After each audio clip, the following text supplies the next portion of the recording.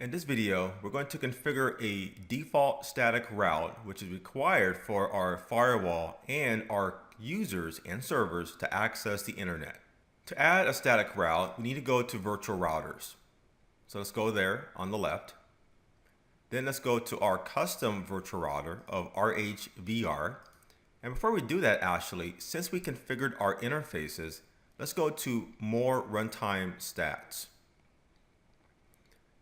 And here for routing, you will see information that you didn't see here before.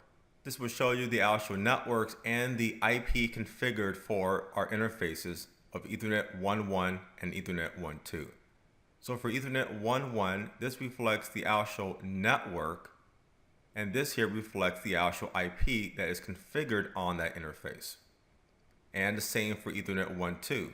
This reflects the network, and this reflects the IP that is configured for that interface. When we add our static route, this would appear as another entry in this routing table. Let's go ahead and close up this window.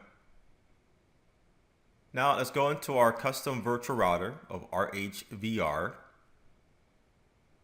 And here on the left, let's go to static routes. Then on this page for IPv4, let's go to add. And this will add a IPv4 static route. For the name, we'll call this default gateway.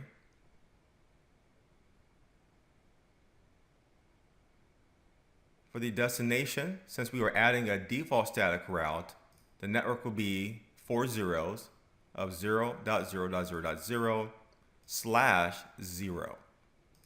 Next, for the interface, we're going to select the WAN facing interface on our firewall. So that will be Ethernet 1.1.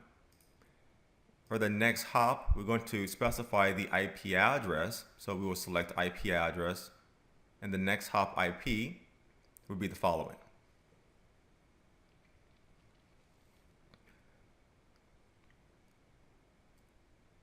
And that is it. So once we're finished, we'll click on OK to add the static route. And there we'll see this among other potential static routes that we could add. Once we're done here, we're going to click on OK again. Then let's go ahead and commit the changes.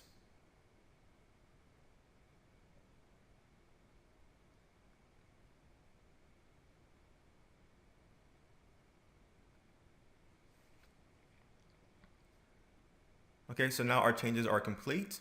And you can see here on the main page that we have one static route that has been configured. If we go back to more runtime stats to view the routing table, we will now see our default static route. The destination is the all zeros. The next hop is this IP, which points to our upstream provider. And for the flags, the S means static route, routing through our WAN facing interface. And that is how you can add a default or any static route into the PAN appliance.